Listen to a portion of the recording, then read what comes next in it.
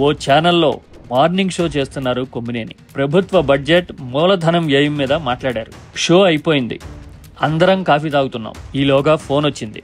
Sir, మీరు చెప్పిన నెంబర్లు కరెక్టే గాని మేము ఆ సంఖ్య పెంచబోతున్నాం, కొంచెం ఆ విషయం స్క్రోలింగ్ లో అయినా పెట్టండి అని అవతల గొంతు అనడం ఆ ఫోన్లో నాకు వినపడుతోంది. నేను పక్కనున్నా.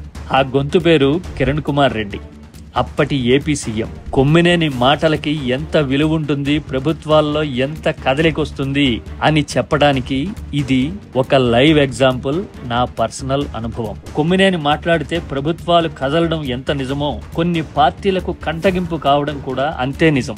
అందుకే 2014 తర్వాత పరిస్థితులు మారాయి. ఆయన కూడా ఛానల్ మారాడు, సాక్షిలో చేరాడు. అందరికీ ఉద్యోగాలు ఇస్తామని చెప్పి అధికారంలోకి వచ్చి అక్కడ నా ఉద్యోగం ఊడగొట్టారు చంద్రబాబు అని అప్పట్లో కొమ్మినేని అనడం ఇప్పటికీ గుర్తు.